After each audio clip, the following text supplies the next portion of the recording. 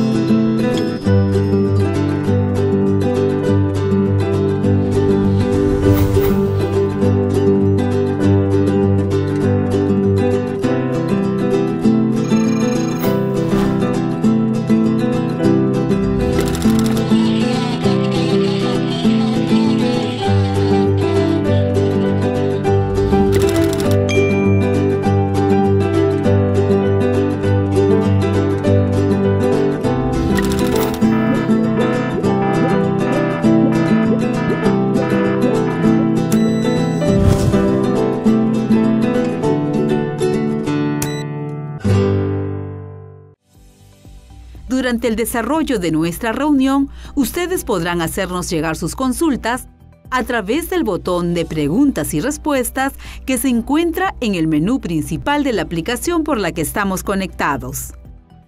Ahora damos inicio a la reunión.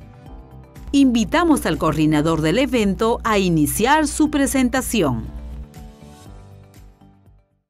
Vamos a continuar con el siguiente webinar a cargo de los representantes de tema. Así que en este momento cedo la palabra al señor Juan Gallarday para que pueda dar la presentación. Gracias, Milenka. Nuevamente, ¿cómo están, estimados amigos? Vamos con la sesión del webinar del día de hoy. A continuación vamos a tener el agrado de oír a los amigos de la empresa Tema, empresa de origen español, que ya tiene varios años trabajando aquí en el Perú, que nos van a presentar el webinar con el tema técnicas a remediación in situ de sitios contaminados con hidrocarburos. Vamos a estar a cargo, vamos a estar con la presencia tanto de Albert como de Sergio Viédula, quienes tienen experiencia y, bueno, conocen el Perú y conocen estos temas no solamente en nuestro país, sino a nivel internacional. Son conocidos nuestros, hemos trabajado con ellos varias veces. Así que voy a permitirme hacer una pequeña presentación de cada uno de ellos. Albert Gracias es ingeniero industrial de la Escola Técnica Superior de Ingenieros Industriales de Barcelona, con máster con un MBA en the Broad Graduate School of Management de la Universidad del Estado de Michigan. Cuenta con más de 19 años de experiencia profesional en ingeniería y consultoría en el campo de la seguridad industrial, ambiente, auditorías ambientales, caracterización de contaminación, remediación de suelos y aguas subterráneas y seguridad en el transporte de mercancías peligrosas en los ámbitos tanto de la industria química, la petroquímica, la industria petrolífera, minera y actividades industriales en general. Y gran experiencia, Albert. Y también nos va a acompañar, y Albert va a estar acompañado de Sergio Viédula, ¿no? Sergio Viédula es argentino, ¿no? Sergio también conoce muy bien el tema, es ingeniero industrial, Sergio, de la Universidad Argentina de la Empresa. Tiene una maestría en ambiente e hidrogeología. Sergio cuenta con más de 19 años de experiencia profesional en diseño, implementación y seguimiento de proyectos de remediación de subsuelos y aguas subterráneas contaminadas, y también en elaboración de estudios de evaluación de riesgos a la salud, planes de descontaminación de pasivos ambientales. Les dije, Albert es español, catalán, y Sergio es argentino. Antes hemos tenido la presencia de Diego, como les también es colombiano, y tanto España, Argentina y Colombia nos llevan cierta ventaja en los temas de gestión de sitios contaminados en todos sus aspectos, ¿no? Tanto desde el aspecto regulatorio hasta el aspecto práctico de la aplicación de diferentes tecnologías, desde el aspecto de la fiscalización final para ver si un sitio contaminado fue remediado correctamente o no. Así que para nosotros es un gran gusto, ¿sí? Porque sabemos perfectamente con estas experiencias de diferentes países, nuestros asistentes y nosotros a quedar mucho más capacitados para atender este complejo tema. Así que muchas gracias y le damos la bienvenida a Albert y Sergio. Y adelante, por favor. Buenas tardes. Muchas gracias, Juan, por tu presentación. Yo soy Albert Asias, para los que no me conozcan. Y bueno, diría de entrada, Juan, que el Perú empezó un poquito más tarde que otros países en la gestión de sitios contaminados, pero que por nuestra experiencia consideramos que está haciendo un buen trabajo, tanto a nivel de Estado como a nivel de administrados, y se está poniendo al día rápidamente. Así que cada vez menos tiene mucho que envidiar de otros países. Yo incluso diría que en algunos aspectos empieza a ser algún ejemplo de buenas prácticas incluso. Les voy a compartir la presentación. Me avisan, por favor, cuando la vean. Muy bien.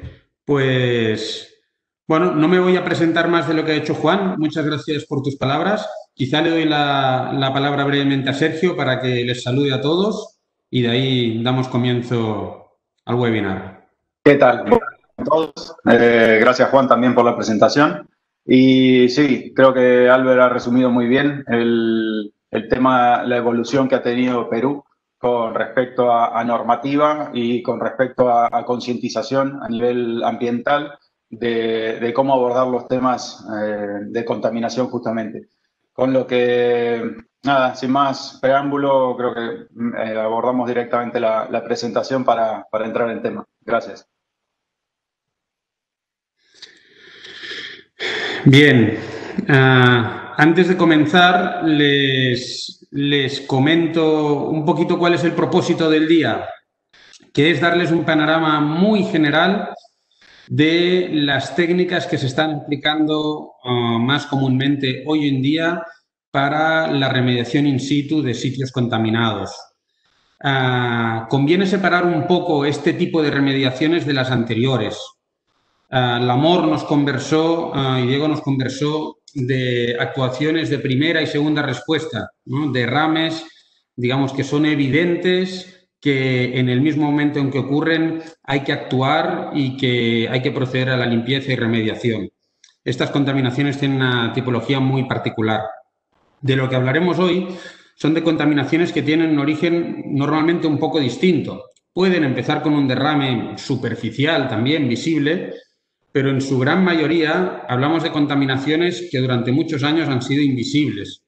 Han sido fondos de tanque, han sido tanques enterrados, han sido tuberías que pierden, pequeñas fugas que, sin ser grandes eventos en un momento dado, con la acumulación de los años han contaminado pues volúmenes muy importantes de tierra y muy a menudo acuíferos, ¿no? Entonces, poniendo en peligro pues distintos tipos de receptores.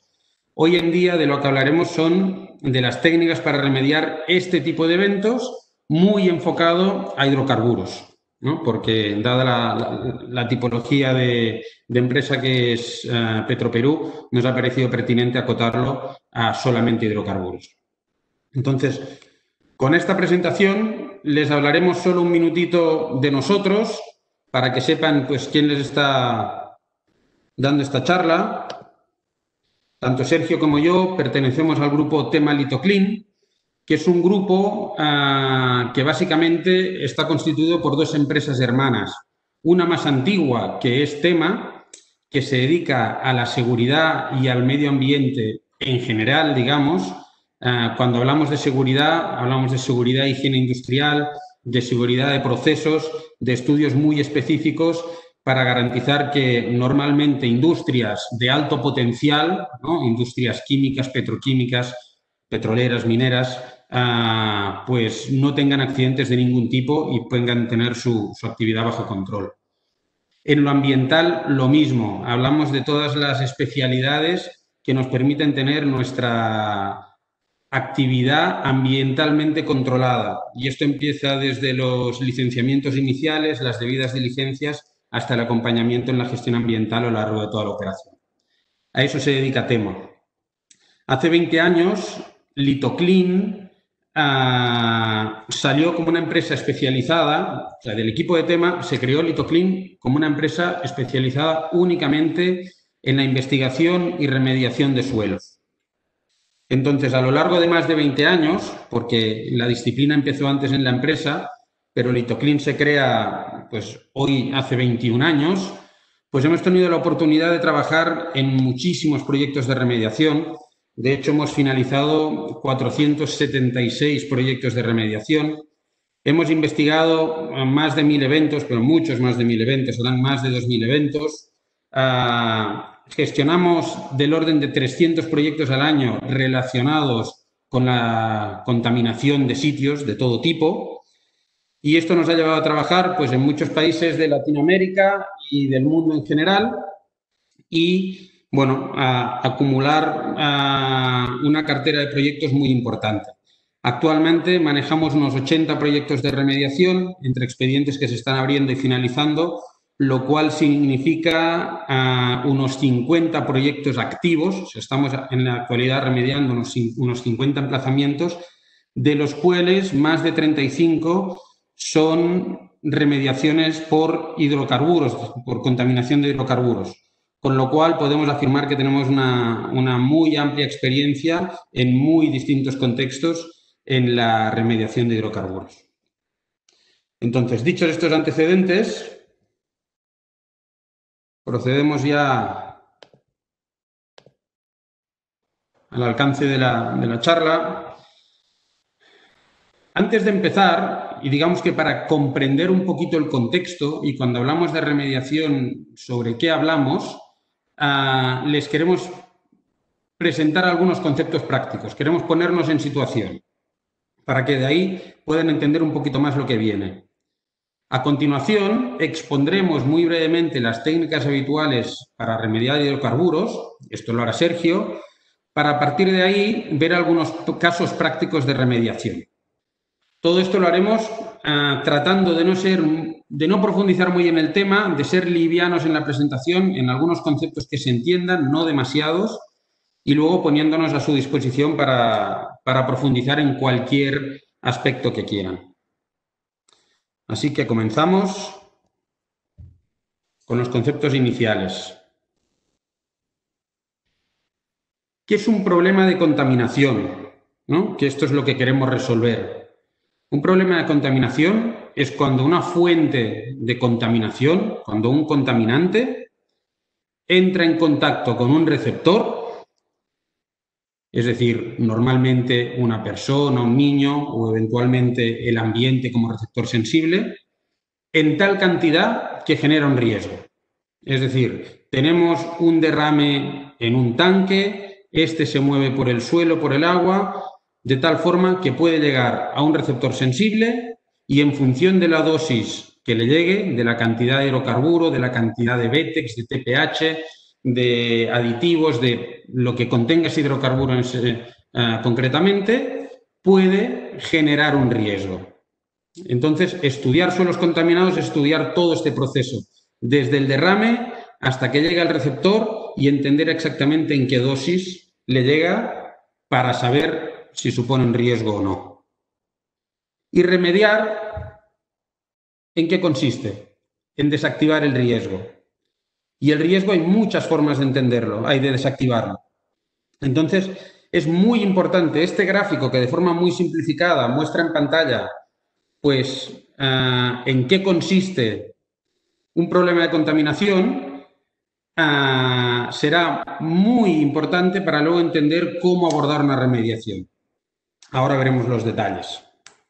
Para poder remediar un sitio hay que caracterizarlo. ¿Qué significa caracterizarlo? Hay que entender en qué consiste el problema de contaminación.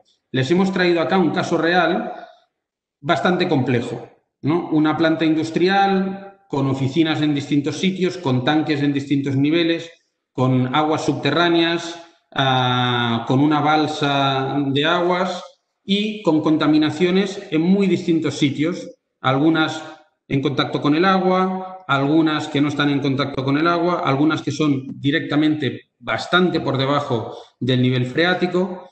Entonces, caracterizar un sitio es poder comprender muy bien este dibujo, cómo se ha originado la contaminación, cómo se mueve, a dónde se destina, a dónde va dirigida, para a partir de ahí plantear la estrategia de remediación más efectiva.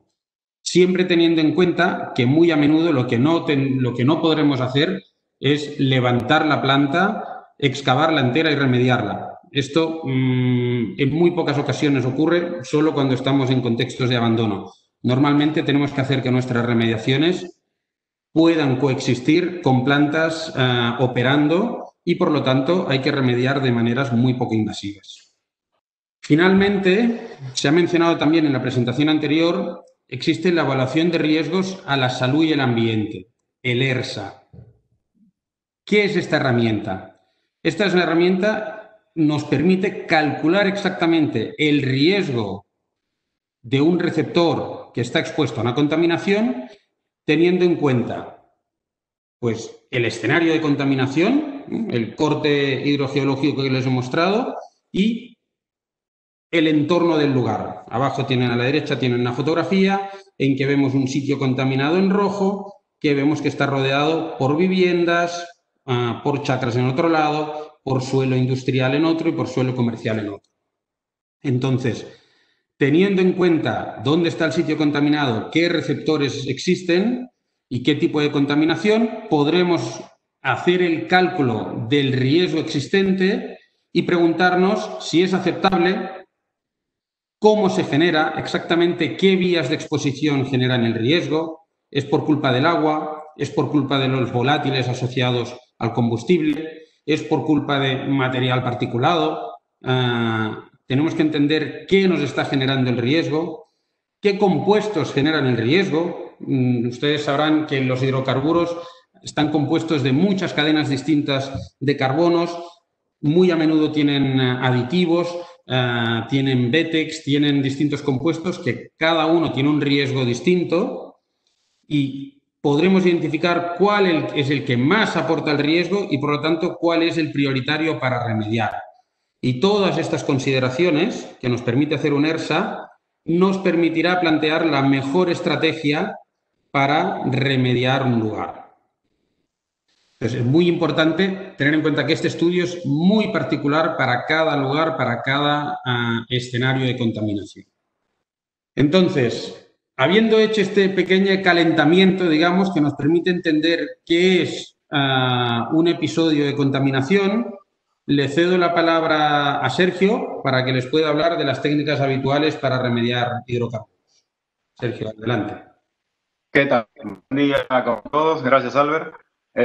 Bueno, teniendo un poquito en consideración el ejemplo anterior de que normalmente no tenemos la posibilidad de levantar todo un sitio para remediar y que tenemos que intentar que las remediaciones sean lo menos invasivas posible, las técnicas habituales para remediar hidrocarburos vamos a empezar mencionándolas in situ. Que puede ser por extracción de vapores, por una extracción de multifases, o sea, esto implica que estamos retirando agua con hidrocarburo en conjunto, un bombeo y tratamiento y una bioremediación. En estos tres casos vamos a entrar a detalle después para multifase y para bioremediación, pero en el sistema, en la técnica multifase, vamos a también hacer el conjunto de que puede hacerse un mix con un bombeo y tratamiento. Pero estas tres técnicas, que son las que, digamos, los métodos físicos que más virtudes dan para poder remediar los sitios, también tienen técnicas complementarias, como por ejemplo el utilizar barreras hidráulicas para algún caso en el que se requiera tener una cierta contención a nivel de flujo freático que pueda tender a algún escape del contaminante, o poder hacer una inyección de químicos, ¿sí?, para generar una oxidación en el caso en el que, por ejemplo, todas las técnicas van a tener un ciclo de restauración a nivel de eliminación de contaminantes, pero también entran en una meseta en la cual lo normal es que pueda llegar a necesitarse usar una técnica complementaria para alcanzar objetivos de remediación. En este caso, podría ser una oxidación química, y el lavado de suelos también, en este caso con la utilización de surfactantes, puede ser otro de los mix como complementarios para las técnicas anteriores. El siguiente, hablamos de técnicas ex situ. Las anteriores claramente iban en el afán de no intervenir mayoritariamente los sitios, pero bueno, también están las técnicas ex situ, que son las que en este caso requieren hacer excavación selectiva, también son de bioremediación en algunas situaciones, pero no propiamente en la instalación. La de bioremediación luego lo vamos a comentar porque justamente tiene también una excavación selectiva considerada. Está el método de fijación y estabilización. Esto consiste en que lo que queremos obtener es que el contaminante quede en un sitio literalmente fijado, estabilizado, confinado, ¿sí?, para que este contaminante no tenga migración y en este caso no pueda generar algún riesgo. Los estabilizantes más utilizados en este caso son el cemento y la cal para estas técnicas, pero bueno, hay otros tipos también de estabilizantes. Y finalmente, otra técnica ex situ es la desorción térmica. ¿Qué implica la desorción térmica? Se basa en la aplicación de calor para volatilizar o descomponer los contaminantes que pueda haber en el sitio. Pero, a ver, estas no son solamente las técnicas ex situ que pueden llegar a utilizarse.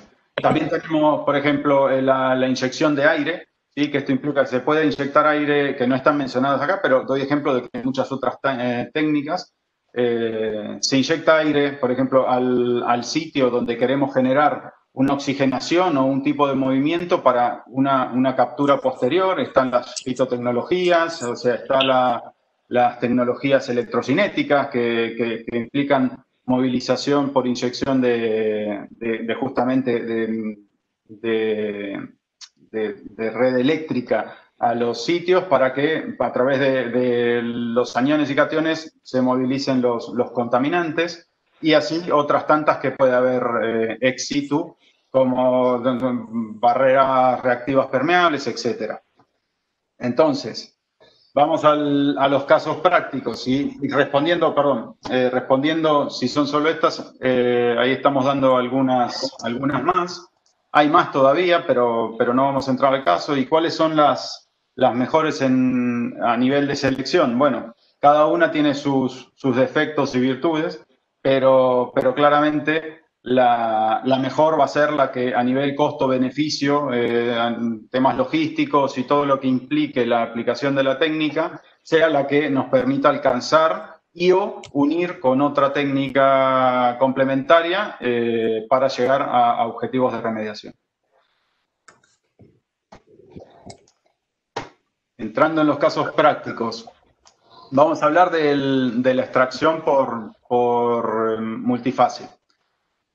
¿Qué es la extracción por alto vacío en este caso? Es retirar los líquidos y los vapores que se encuentran en el subsuelo para, en este caso, ser tratados en superficie. Esta es una técnica, como mencioné al inicio, in situ. Es poco invasiva porque claramente la forma de abordar áreas grandes, o sea, esta tiene la capacidad de abordar superficies grandes de suelo subterráneo como para no tener que levantar todos estos suelos y hacer un tratamiento en superficie o ex situ, dependiendo de lo que implique. Entonces, ¿qué implica la técnica? Es aplicar vacío de dos formas diferentes. Se puede aplicar a un cabezal, con lo cual se transmite a todo el subsuelo, generando un arrastre de los vapores contaminantes. Esa sería la técnica de extracción de vapores únicamente. Y si no, se puede usar de una forma mixta, que es la doble fase, que es extraer no solo estos vapores que se encuentran en el subsuelo, sino que también podemos retirar el hidrocarburo que se encuentra sobrenadante, evidentemente dependiendo de la profundidad, ¿no?, y de las condiciones propias del sitio donde haya que remediar. Pero digamos que la mayor virtud de esta técnica es que, digamos, que todos estos hidrocarburos pueden ser arrastrados y tratados en un pequeño sector en superficie, en una planta de tratamiento en superficie. Pasando a la planta de tratamiento, acá lo que implica, o sea, el escenario es, tenemos la contaminación en el subsuelo, estamos instalando un pozo o varios, en este caso, que voy a ir al caso posterior, para explicarles cómo se dimensiona un equipo de alto vacío, pero la finalidad es que todo este sistema se interconecte a una planta de tratamiento. Esta planta de tratamiento va a estar integrada por varios componentes. O sea, va a tener un ciclón, va a tener un decantador, va a tener un separador de hidrocarburos propiamente, un sistema de filtro de gases, porque no olvidemos que la técnica aplica alto vacío, con lo cual succiona un gran caudal de aire. Este aire arrastra muchos contaminantes en fase volátil y esa fase volátil no pasa de forma física por un separador de hidrocarburos, sino que pasa por un tratamiento de gases, en este caso. Y finalmente, el hidrocarburo recuperado en fase líquida se puede dar disposición, en el caso en el que se pueda llevar a una refinería, dependiendo de las cantidades. Hay veces que los proyectos merecen que se pueda llevar hasta una refinería y se utilicen para calderos y demás. O si los volúmenes recuperados son menores, también se da disposición a través de PRS y ahí se concluye. Pero de todos estos componentes también queda el agua, o sea, porque estamos retirando hidrocarburo y agua. Con lo cual, el sistema de tratamiento de agua, al final, dependiendo del sitio en donde nos encontremos, puede ser canalizada a la red hídrica local, bajo condiciones controladas, evidentemente. Y si no, si estamos en sitios remotos y no tenemos posibilidad a canalizarlo a red hídrica, se pueden plantear zanjas de infiltración, como es el caso del ejemplo. En la imagen lo que ven es un contenedor y todo este sistema de tratamiento. Una de las grandes virtudes es que puede estar precisamente contenido dentro de esto. Entonces, digamos que una de las ventajas también de la técnica es que si la remediación tiene que ser en un sitio en el que por una actividad comercial no se puede interrumpir, bueno, esto claramente permite el mix entre que la actividad no se interrumpa para nada. De hecho, no tienen prácticamente noción de que hay una remediación en paralelo y se puede estar remediando justamente el subsuelo y las aguas subterráneas sin interferir la actividad. Entonces, ya hablamos de lo que es la técnica de alto vacío y sus virtudes a través de la extracción que puede ser en multifases, ¿no? O sea, fase agua y fase gaseosa. Pero, ¿cómo sabemos la cantidad de pozos que tenemos que hacer para extraer estos contaminantes en el subsuelo? Bueno, la forma de hacerlo es a través de ensayos pilotos. ¿Cómo se dimensiona el ensayo? Bueno, es lo mismo que lo que acabamos de ver en un contenedor llevado a escala. Lo que hacemos es utilizar estos mismos equipos con diferentes características técnicas, pero con la misma finalidad, que es entender de qué manera se distribuye el alto vacío en el subsuelo, con lo cual, a través de esa distribución, lo que obtenemos son radios de incidencia justamente para saber cómo se tiene que dimensionar, dependiendo de los caudales utilizados y de la presión negativa, en este caso que es vacío, a extraer, cómo se tiene que dimensionar el equipo correcto para la aplicación de alto vacío.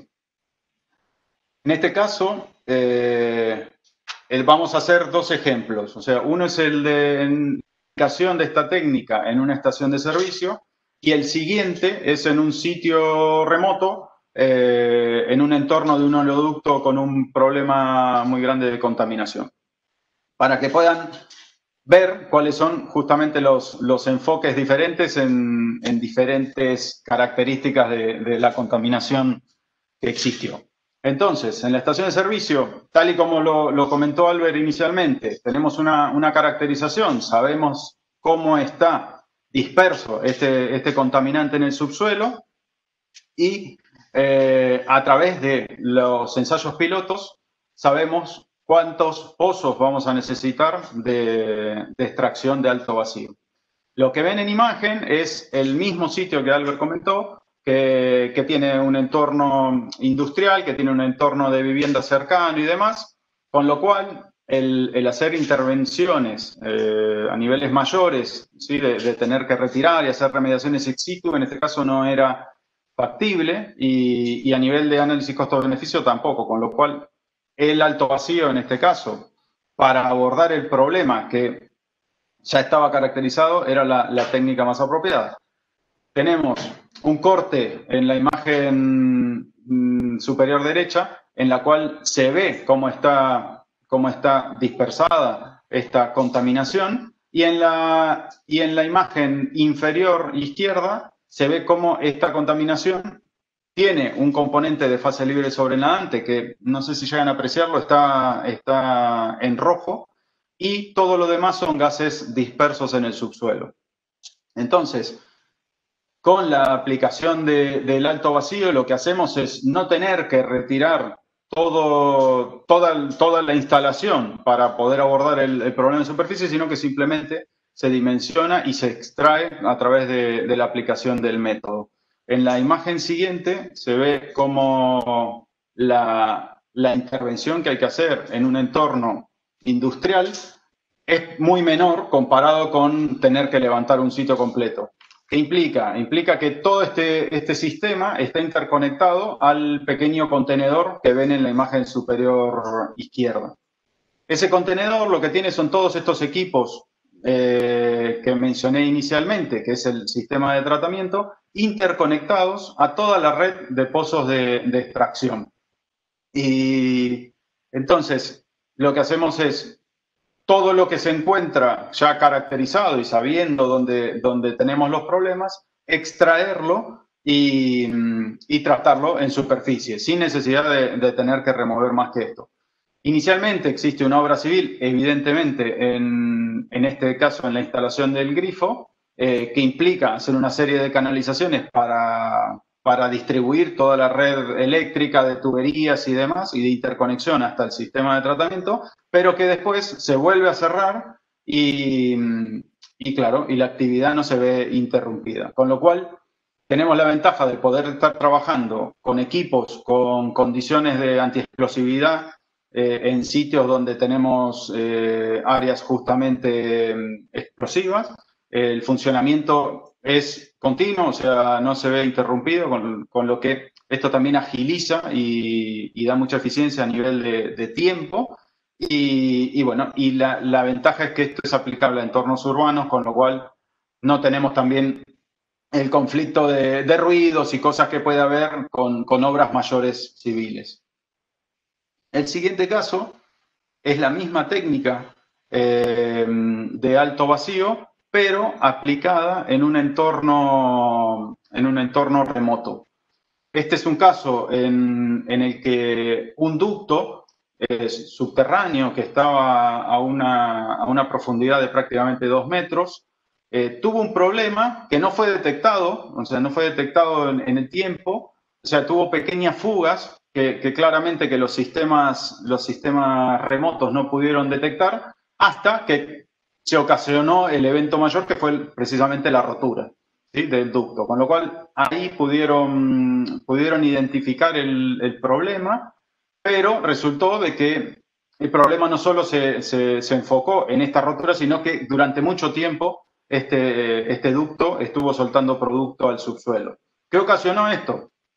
Que el ducto, que estaba inicialmente enterrado prácticamente a 2 metros, está en un entorno de arenas finas a gruesas.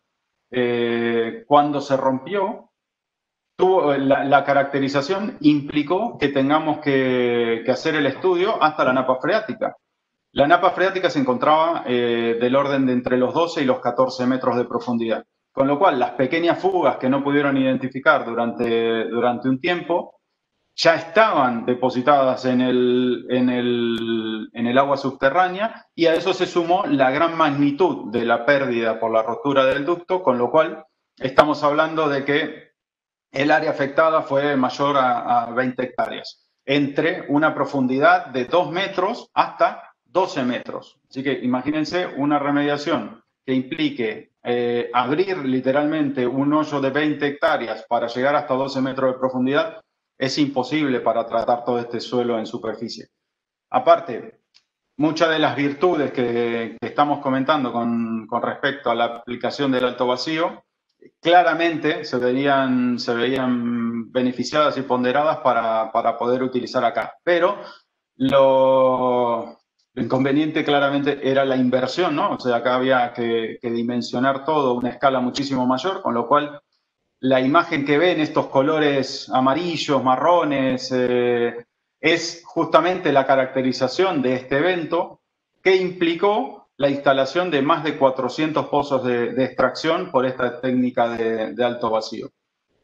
Finalmente, ¿cuáles eran, digamos, los inconvenientes?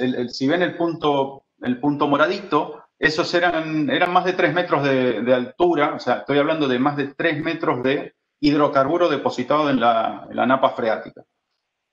Con lo que la aplicación de la técnica fue durante bastante tiempo, pero se alcanzó el nivel objetivo de poder reducir todo esto a valores objetivos que estaban planteados por la provincia que lo regulaba, en este caso de Argentina. Acá teníamos una complicación mayor que tenía que ver con que el sistema de tratamiento necesitábamos tener mayores caudales para que la remediación sea más corta también, pero bueno, por problemas de que no teníamos dónde disponer el agua y demás, digamos que el sistema se vio un poquito desmejorado a nivel de eficiencia justamente por esta situación. Acá, inicialmente, vuelvo un poquito a las técnicas in situ y les comenté de que podíamos aplicar el bombeo y tratamiento, que no estamos dando un ejemplo particular, a la técnica de extracción de doble fase. ¿De qué forma? De que en el caso en el que tengamos un escenario de muchísima afectación o de que tengamos que tratar grandes volúmenes de agua, se puede hacer una tecnología mixta de aplicar el bombeo y tratamiento o sea, aplicando bombas que generan una depresión en el nivel freático para también maximizar virtudes de la extracción por el alto vacío, con lo cual, digamos que la eficiencia a nivel del mix es muy buena, pero depende también de los costos-beneficios que pueda haber y de capacidades, por ejemplo, de si no hay posibilidad de vuelcos mayores de agua y otros tipos de situaciones que pueden condicionar las técnicas mixtas. Pero,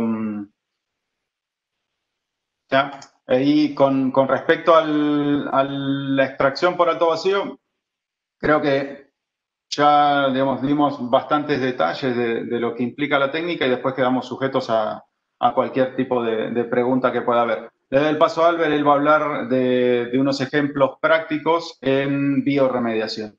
Gracias a todos. Visto métodos de remediación físicos, ¿no?, que aprovechan propiedades físicas para remediar, ya sea por extracción alto vacío, por extracción directa de agua mediante bombas.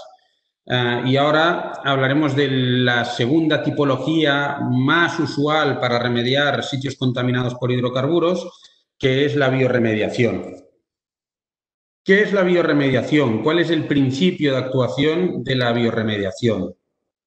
Lo primero que hay que decir es que la biorremediación es un proceso espontáneo. Es decir, en la mayoría de sitios en los que existen hidrocarburos, estos se están degradando y normalmente se están también biodegradando. Es decir, hay bacterias que de algún modo están comiendo hidrocarburos para convertir las cadenas de hidrocarburos en otras menos nocivas, menos contaminantes. Entonces, el objetivo de una biorremediación es de algún modo potenciar estos procesos naturales que ya ocurren, darles velocidad, controlarlos para, en un plazo de tiempo mucho más corto y con unos costos de ejecución controlados, llegar a descontaminar los sitios. De algún modo, estamos controlando y acelerando los procesos de biodegradación que ocurren naturalmente en el suelo.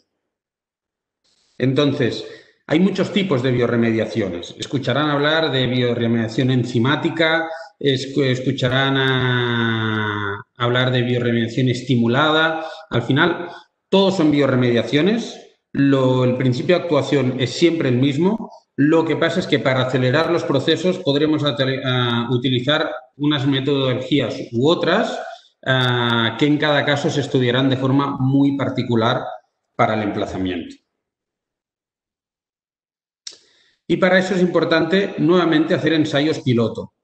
Hablamos que la biorremediación siempre está ocurriendo y el objetivo es convertirla en una técnica que permita llegar a los objetivos de remediación. Es decir, lo primero que nos preguntamos es si la remediación es factible, la biorremediación es factible.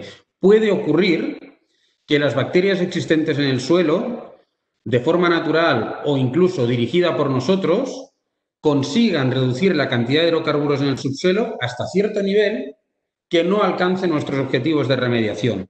Si los objetivos de remediación son muy estrictos o si la contaminación inicial es muy elevada o si existen condiciones en el suelo que de algún modo inhiben nuestro proceso de biorremediación, pudiera darse el caso que a pesar de aplicarlo no llegamos a los objetivos de remediación, lo cual sería un gran problema. Entonces, los ensayos piloto nos tienen que permitir asegurar que llegaremos a los objetivos de remediación. Y luego nos tienen que decir el cómo lo haremos y especialmente cuál es la forma más óptima. Es decir, de nuevo, si lo que estamos intentando es controlar un proceso, acelerarlo y hacerlo económicamente eficiente, pues lo que tenemos que encontrar es la forma óptima en que va a suceder. No es lo mismo remediar un lote en una biopila, un lote de remediación en 6 semanas que en 20 semanas, ¿no? Los costos cambian mucho y lo que estamos buscando pues es si podemos llegar a esas 6 semanas en lugar de 20 semanas o en lugar de 8 semanas. Entonces, cuando hacemos ensayos piloto de biorremediación, Normalmente hacemos ensayos a 2 niveles. El primero son ensayos rápidos que básicamente tratan de contestar la pregunta de factibilidad. Es decir, ¿es o no es la técnica de la remediación factible para este lugar? ¿Alcanzaremos los objetivos de remediación? ¿Y hay bacterias acá que nos puedan ayudar a remediar el subsuelo?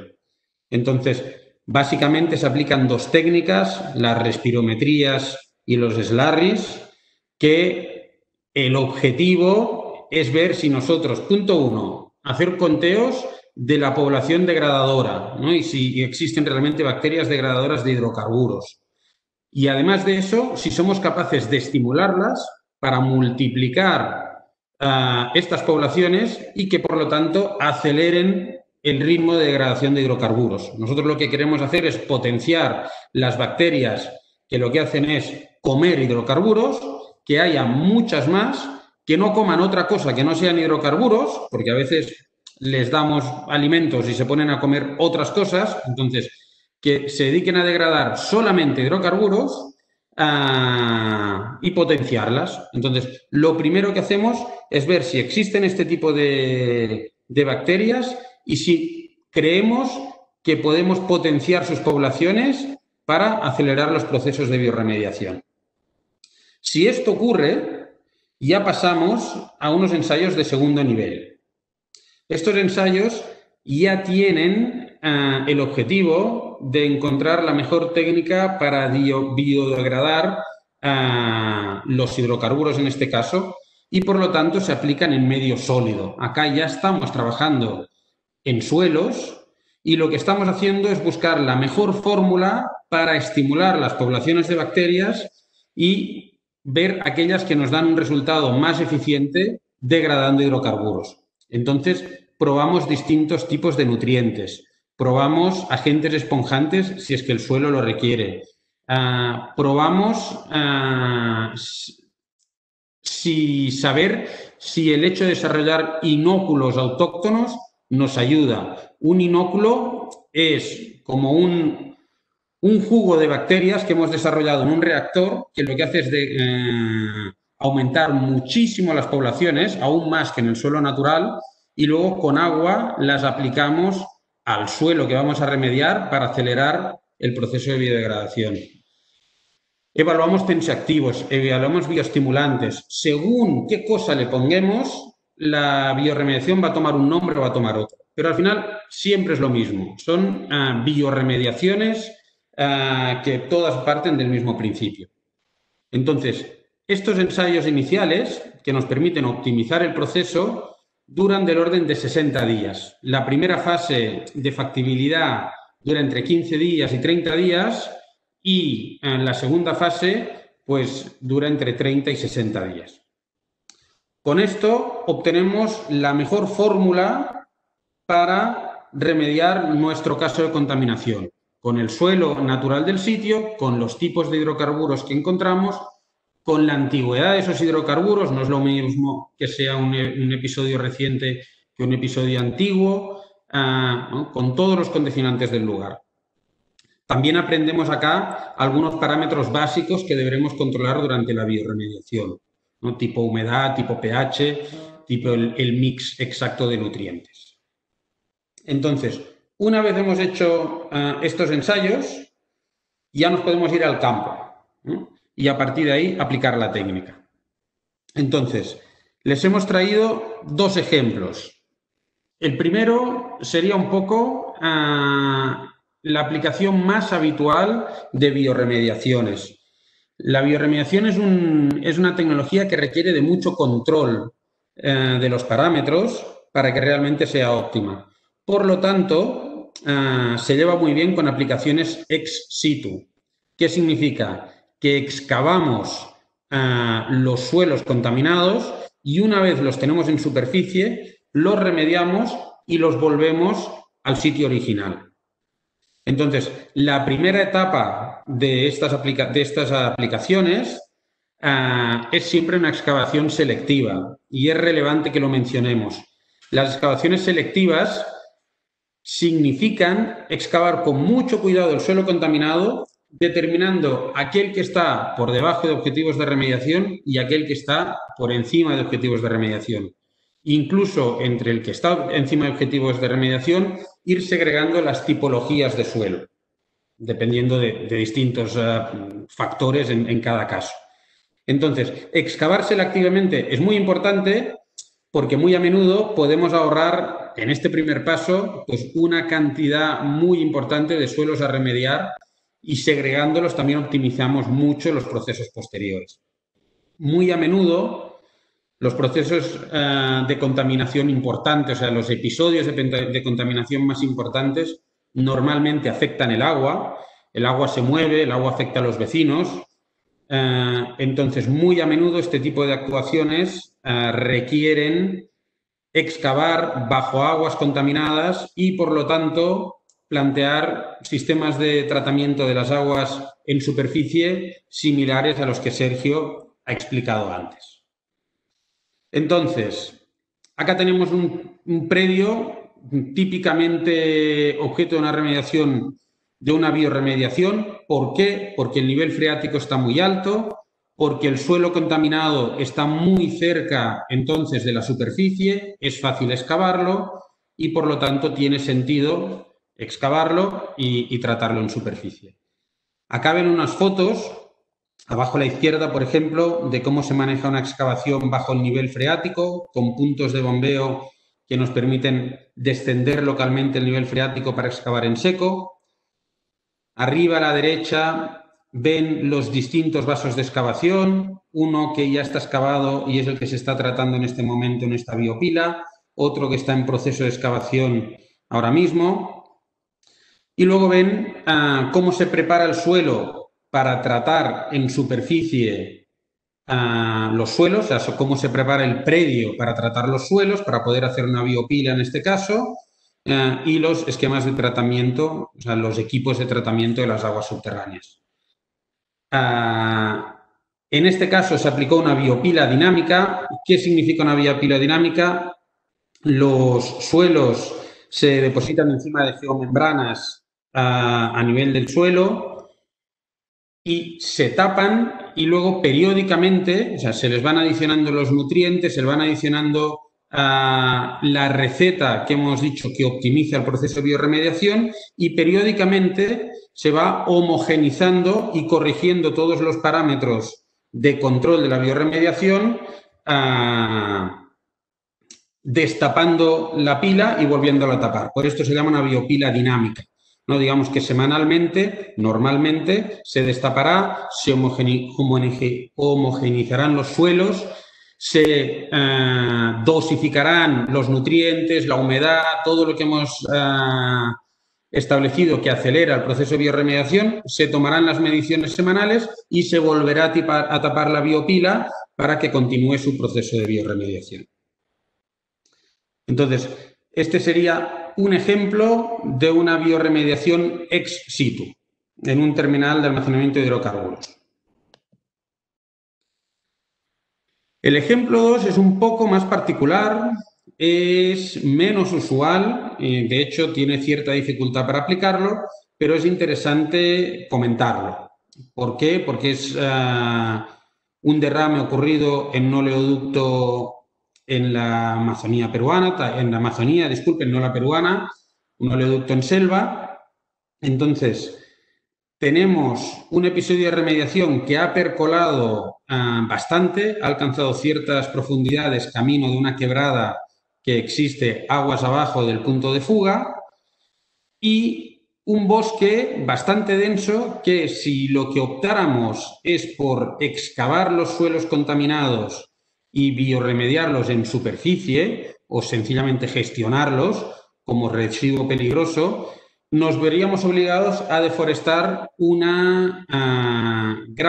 toda la zona afectada para luego poder excavarlo y llegar a excavaciones por debajo del nivel freático, lo cual el impacto ambiental al final de la remediación puede ser superior al impacto ambiental existente al inicio. Este era un episodio viejo, nosotros no fuimos a actuar inmediatamente después del derrame, con lo cual todos los procesos de percolación de los hidrocarburos habían sucedido durante algunos años y por lo tanto se encontraba a mayor profundidad. Luego de caracterizar el evento, se convino que era posible realizar una biorremediación in situ. El principio de actuación en este caso lo ven en la figura de en medio, que es tener unas zanjas de infiltración de agua con los nutrientes adecuados para biorremediar y luego una zanja de intercepción para recoger esas aguas, volverlas a circular, volver a dosificar los nutrientes deseados y reinfiltrarlas al terreno. Estrictamente, el arreglo que se hizo en campo no es este, sino que había 3 zanjas, una superior, una intermedia y una aguas abajo, y había unos procesos de recirculación con el agua y dosificación de nutrientes.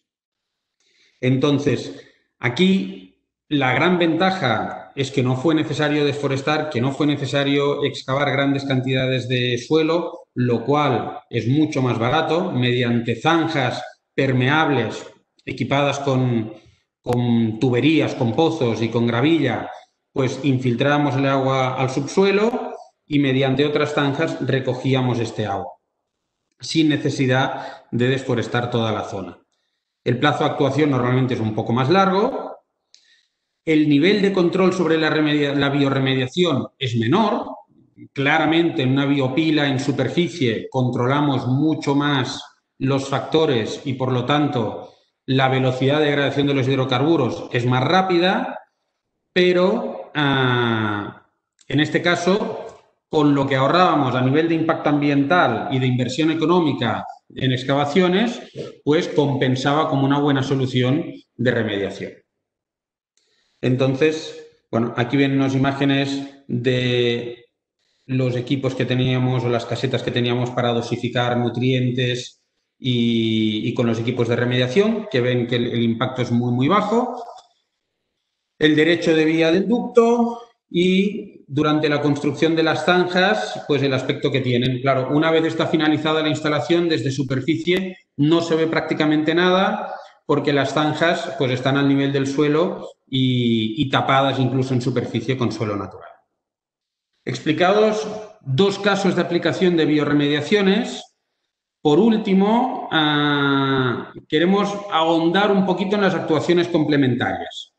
Primero con un poquito de explicación y luego enseñándoles un caso práctico. ¿Qué sucede a menudo en las remediaciones in situ? Es decir, cuando uno no puede excavar todo el problema, llevarlo a la superficie, resolverlo y volverlo de nuevo a su sitio original. Pues que no siempre son tan fáciles de controlar y a veces encontramos zonas que son especialmente recalcitrantes y en las que es difícil llegar a los objetivos de remediación. La técnica de remediación, de algún modo, se agota para ciertas zonas o a veces para pozos muy concretos. Entonces, en ese momento es cuando conviene siempre estar atentos de cuándo se está agotando la técnica de remediación y cuándo se puede entrar con una técnica complementaria. En las técnicas complementarias, típicamente, podemos encontrar las oxidaciones, que son bien efectivas para degradar hidrocarburos. Lo que pasa es que los agentes oxidantes suelen ser caros y, por lo tanto, es una aplicación que a gran escala, por un lado, es difícil de controlar y, por el otro lado, es cara, con lo cual se suele aplicar a zonas muy puntuales en las que cuesta llegar a objetivos de remediación. Los lavados de suelos, que quizá en técnicas ex situ a veces son más habituales y tienen mayor aplicación, en técnicas auténticamente in situ, en los que solo actuamos mediante pozos, tiene mucho sentido en finales de actuación actuar con mezclas de agua, con surfactantes disueltos, que nos ayuden de algún modo a arrancar esos hidrocarburos que están absorbidos en el suelo y vehicularlos mediante el agua, inundar la zona y remediarla mediante este agua con surfactantes.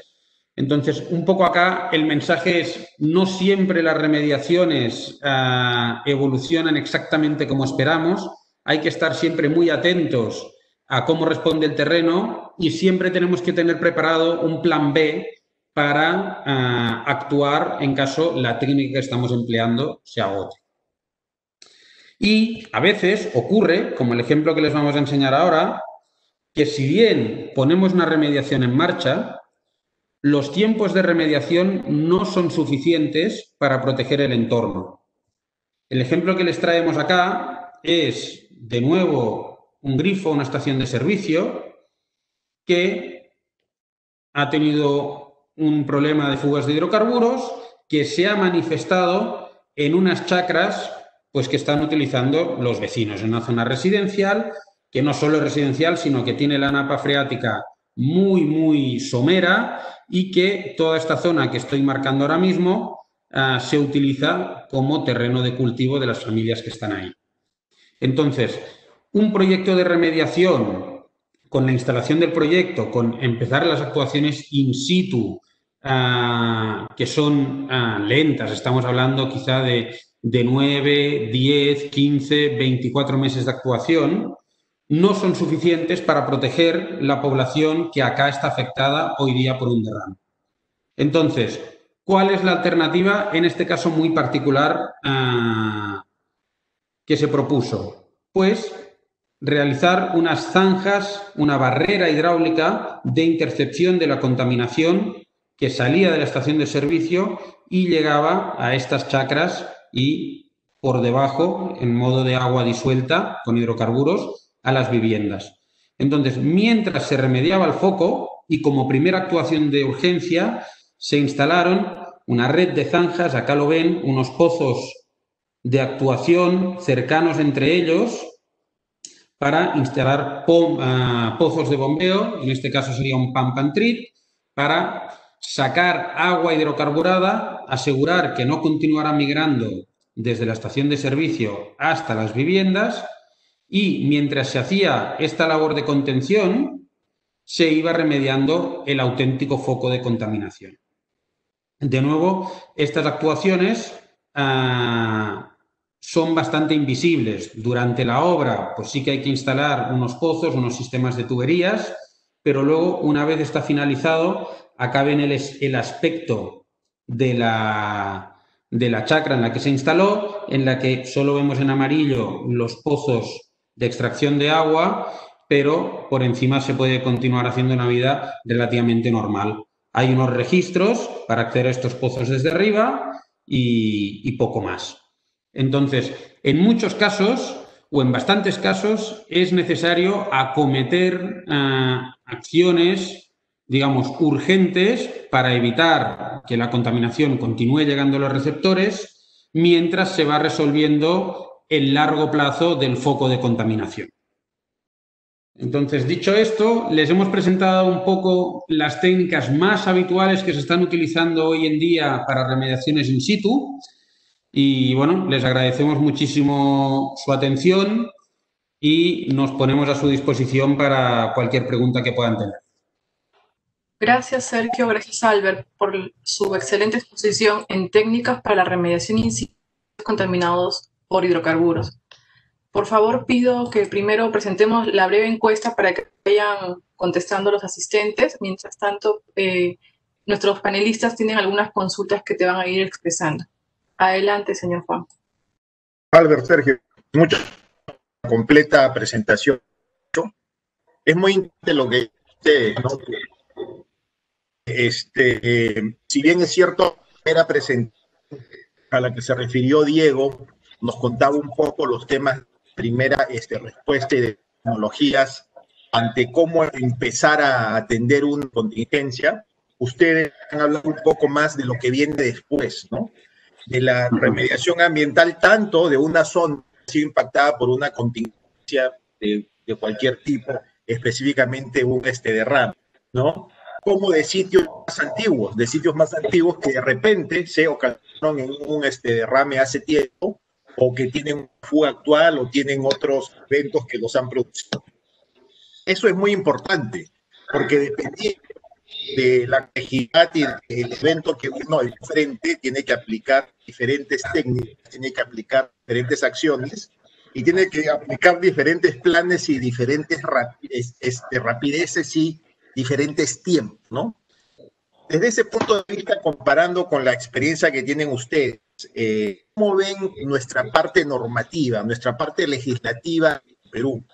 Hasta hace poco, yo he sido partícipe de unas discusiones tanto en el Ministerio del Ambiente como en el Ministerio de Energía y Minas, donde en la parte ambiental de los reglamentos se intentaba separar normativamente las reglas que se aplicaban de un derrame, las reglas que se aplicaban después de la remediación en el marco de la gestión de sitios contaminados. En Perú tenemos leyes muy interesantes de gestión de sitios contaminados. ¿Cómo ven y qué aportes podrían darnos al Perú como nación respecto de la normativa para poder definir mejor esas dos grandes partes de la atención de un sitio contaminado? La primera respuesta ante una contingencia que tiene que actuarse rápido, de manera violenta para evitar que el impacto sea mayor, la acción de gestión del sitio contaminado que sí, una vez asegurada la zona, atenderse con un poco más de calma, con un poco más de tiempo y con las investigaciones necesarias. ¿Qué comentario tienen sobre eso? ¿Cómo ven lo que el Perú ha avanzado sobre eso? ¿Y qué oportunidades de mejora ven a esa parte normativa que al final de cuentas lo que va a hacer es indicarnos a todos los administrados cómo actuar? Yo la tomo, Juan. Pregunta. Yo personalmente, tema Litoclean como compañía, siempre hemos considerado que la normativa que se viene perfeccionando en Perú desde el año 2013 en relación a sitios contaminados es una buena normativa. Es una norma moderna que permite gestionar los problemas de contaminación. Entonces, da flexibilidad, permite actuar en primera emergencia, primera y segunda respuesta, normativamente se puede, permite la figura del ERSA que a veces nos permite viabilizar soluciones a problemas de remediación. Bueno, tiene los considerandes propios de las normativas modernas en el mundo. Quizá estamos padeciendo dos cosas. Por un lado, la juventud, y esto es normal. Esta normativa es compleja de aplicar. Maneja conceptos que son complicados y que requieren de una curva de aprendizaje, y todos los países han sufrido esto y todos los países han pasado por ello. No nos tenemos que sentir mal en este sentido. En la administración, el Estado está aprendiendo a administrar estos tipos de expedientes. Sin embargo, quizá el aspecto negativo del Perú es que la gestión de sitios contaminados atomizada por distintas administraciones ambientales, ¿no? Por sectores, el tener minería por un lado, hidrocarburos por otro, electricidad por otro, agricultura, Ministerio de la Producción. Hay mucha gente tratando de responder a la problemática de sitios contaminados y siendo que es una problemática compleja, mi gran recomendación para el Perú sería junten todos los expedientes en el mismo sitio, armen la masa crítica de conocimiento suficiente para administrarlos y esto va a permitir agilizar muchísimo la aplicación. Entonces, esto es una lectura y luego la particularidad del Perú con eventos de contaminación muy antiguos, con una carga social muy grande, está condicionando también mucho la aplicación del marco normativo, ¿no? Diego antes lo mencionaba. Entonces, la parte de gestión social de los episodios de contaminación hay que hacerla coexistir con la normativa vigente y este mix tan complejo de autoridades, de aspectos sociales y de una norma moderna pero compleja hace que sea difícil de aplicar. Entonces, estamos en esas dificultades, digamos. Gracias, Albert. Sí, lo que tú dices es no sé, ¿quieres por ahí ir algo, Sergio? No, creo que lo ha sintetizado muy bien, Albert. O sea, no, sería redundante al final, pero sí, creo que todo está en esta curva de aprendizaje y al final se reduce a eso, ¿no? De darse el tiempo para que todo lleve a una evolución que quizás la normativa va más allá de lo que ahora mismo se puede abordar a nivel de conocimiento. Claro, conocen bien el tema, nos han ayudado. Dicen es totalmente. En el Perú son nuevos y hay que aprender bastante. Hemos aprendido bastante ya en estos últimos años y seguir con la colaboración y con el enfoque de la confianza tanto en administrados, con autoridades como consultores, los que a la participación tenemos en el objetivo final, que es la conservación del ambiente y la remediación de los sitios contaminados, ¿no? Al final, todos estamos inmersos en ese gran objetivo, en esa gran finalidad, y poco a poco vamos dando nuevamente esa relación de confianza, apoyo real entre administrados y autoridades. Al final, quien va a ser el más beneficiado, que es lo que queremos todos en el marco de nuestras políticas, de nuestros lineamientos, ser el ambiente y las comunidades que usan el. Muy bien, por su presentación y muy amables por el apoyo, compartir conocimientos con todos el webinar.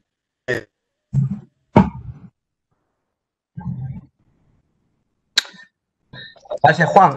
Milenka, las preguntas del público, por favor. Ok. En el oleoducto norperuano, ¿se podría aplicar la técnica de alto vacío en caso el escenario solo implique suelo afectado y napas freáticas? ¿Qué requerimiento necesita este tipo de métodos para poder instalarlo?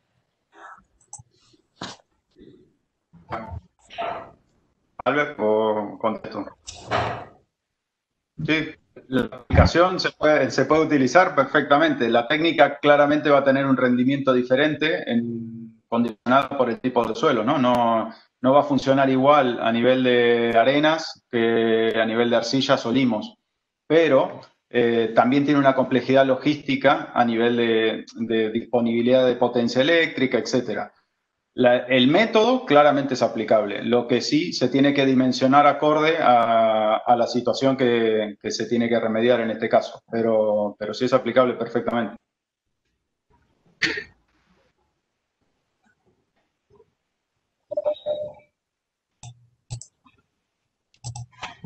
¿Hasta qué antigüedad, condición del suelo y concentración de hidrocarburos se puede remediar por bioremediación? Y la duración de este tratamiento.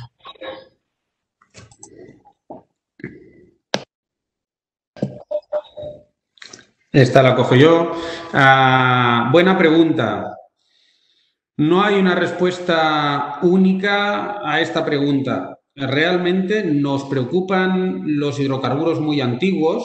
No es que nos preocupen que sean antiguos, sino que lo que nos preocupa es que la biorremediación natural ya ha sucedido, lo que era fácil de degradar ya se ha degradado y, por lo tanto, lo que nos encontramos son esas cadenas de carbonos más recalcitrantes, más difíciles de partir y que, por lo tanto, hay menos bacterias que las puedan degradar. Entonces, cuando estamos en episodios muy antiguos, realmente es muy importante, es todavía más importante, hacer los ensayos de tratabilidad que nos permiten informar si eso es realmente biorremediable o no. Entonces, no hay una respuesta única, la respuesta está en los ensayos de tratabilidad.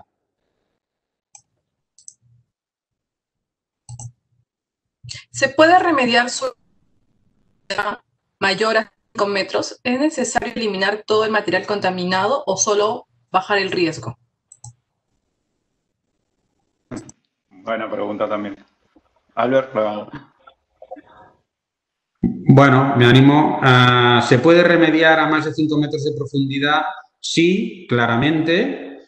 Normalmente a esas profundidades empezamos a abandonar las opciones ex situ, es decir, aquellas que implican excavación para tratar en superficie, y nos quedamos solamente con las in situ, con las que no requieren excavación, y sí es posible remediar a 5 metros, a 10, a 15, a 20, a 30. Hemos remediado a profundidades muy elevadas. Entonces, todo depende del lugar, del tipo de contaminación y bueno, y se tiene que diseñar una remediación apropiada para ese caso. De hecho, solo cerrando el mensaje, la remediación, el ejemplo que dimos de la extracción por doble fase en el oleoducto era una profundidad de 12 metros. Entonces, para completar también un poco más, porque la pregunta tenía una segunda parte sobre la evaluación de riesgos. Y sí, de nuevo, realizar el ERSA, la evaluación de riesgos, para ver en qué punto desactivamos el riesgo es muy importante. ¿Qué significa? Quizá remediar un sitio hasta obtener objetivos de ECA agrícola, por poner un ejemplo, nos cuesta 10. Y en cambio, remediarlo hasta llegar a los objetivos de desactivar el riesgo nos cuesta 3. O lo digo distinto, nos cuesta 3 remediar para desactivar el riesgo y a ECA agrícola no llegaremos jamás, ¿no? Por la dificultad de la contaminación que encontramos, a la profundidad que se encuentra, la tipología y demás. Entonces, sí es muy importante hacer evaluaciones de riesgo que nos permitan al final viabilizar soluciones, porque quizá no hay nadie dispuesto a pagar 10 por una remediación, pero en cambio sí está dispuesto a pagar 2 por ella, ¿no? Y la diferencia entre hacer un ERSA o no es actuar y desactivar el riesgo o sencillamente dejar un problema ahí durante años y años, continuando generando el riesgo por la contaminación. Entonces sí es muy importante, y la normativa peruana lo permite, abordar las soluciones haciendo uso del ERSA. ¿Hasta qué profundidad se aplicó la recirculación de nutrientes en el derrame del producto en selva? ¿Cuánto cuesta la aplicación de este tratamiento? ¿Qué tiempo de duración tiene? ¿Qué condiciones favorecen la aplicación de este tratamiento para este método? ¿Y cuáles serían las técnicas complementarias? ¿Cuántas preguntas? No me las he apuntado todas, a ver si no me olvido. Ahí el tratamiento llegaba a unos 4 o 5 metros de profundidad. Ese era el objetivo, o sea, la caracterización mostraba suelos contaminados hasta 4 o 5 metros de profundidad. ¿Qué favorecía ese tratamiento en ese sitio? Cierto nivel de permeabilidad del subsuelo. Es decir, permitía cierto nivel de circulación del agua con los nutrientes y, por lo tanto, que fuéramos estimulando el terreno para biorremediar, pues, en gran medida, ¿no? Si fuera un terreno en el que el agua no circulara, los nutrientes que estábamos infiltrando, pues no hubiesen llegado más allá de 1 metro o 2 metros de distancia de las zanjas de infiltración. Entonces, el terreno permitía circulación de agua y nutrientes. Entonces, en este caso, claro, excavar a 4 o 5 metros de profundidad en la selva, pues con vegetación alrededor, tiene un impacto altísimo y, por lo tanto, costo-beneficio ameritaba buscar alternativas distintas. Esta actuación, si no recuerdo mal, duró alrededor de 1 año. No llegó seguro a los 2 años, yo creo que fueron 1 año y pocos meses. Hablo de memoria. Y no sé si me he dejado algo por contestar. Milenka, ¿me puedes ayudar? Okay. El costo. Sí, exactamente. El orden de magnitud, sí. Esta es una remediación. De nuevo, los condicionantes logísticos acá son relevantes porque estamos en sitios más o menos remotos en el que mover equipos y maquinaria pesada pues también es costoso, pero sin poderles dar un precio exacto, sí les puedo decir que el orden de magnitud es de algún centenar de miles de dólares, ni mucho menos $1.000.000, ¿no? Quizás estamos hablando de 200, 300.000 dólares hacer una actuación de este tipo. Pero queda muy lejos de pensar en cifras como los millones de dólares. Hay una pregunta respecto a la eficiencia de una remediación química y una bioremediación.